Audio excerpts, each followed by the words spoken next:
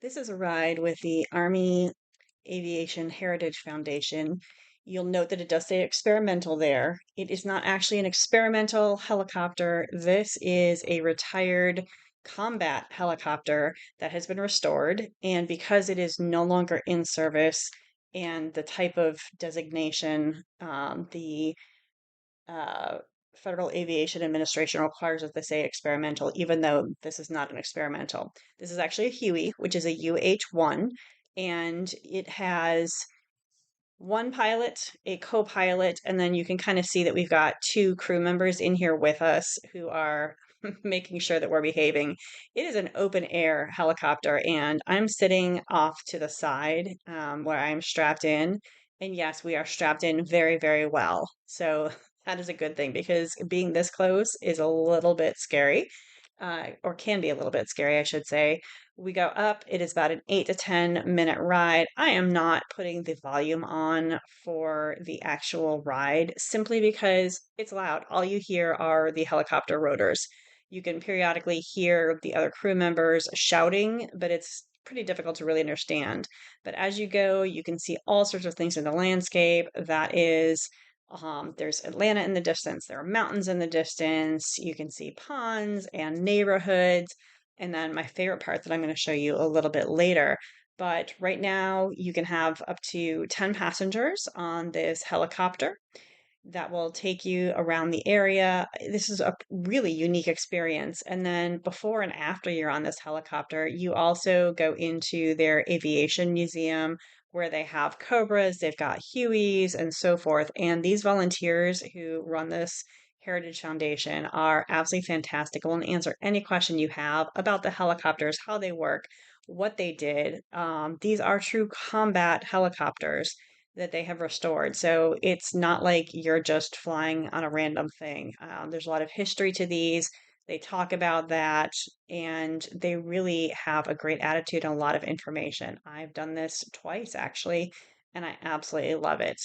One of my favorite things is when you go ahead and look at the pilots.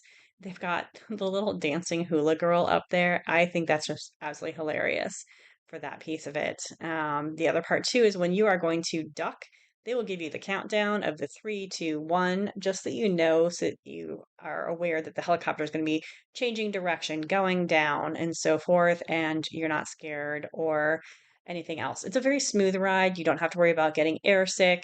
You don't have to worry about a rough takeoff or rough landing. They do it very, very well there. Again, you can see she's telling us we're going to be going down, but because we are in an open air helicopter, you really have to be careful because you can lose everything. You'll notice that she's not wearing sunglasses, everything is strapped down. So you don't want to lose any shoes. So everything has to be tied on, no just flip flops or anything like that. You don't want to really be wearing sunglasses because they can be ripped off your head. You don't want to have your phone in your hand. This was uh, very, very closely held, and they do not encourage having your phone out because it can fall. But one of my favorite parts about this whole thing is that you fly right over the Atlanta Motor Speedway, which is such a cool experience because if you watch NASCAR on TV, you know what the track is like from one perspective, but this is a perspective you don't see, especially when it's empty. And it really gives you a sense of how huge this space is because this is all the parking right here. It's filled on race weekend, absolutely filled, and then some. But it is just a massive, massive complex and a really cool area to see. So, this is something I really enjoy.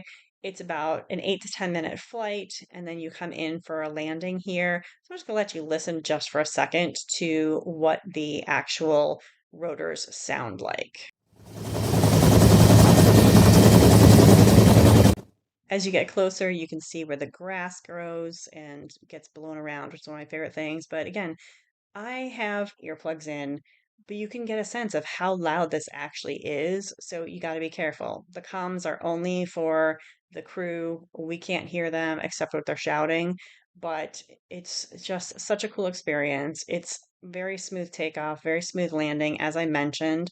And then once you get out, you can take pictures with the crew and then go visit the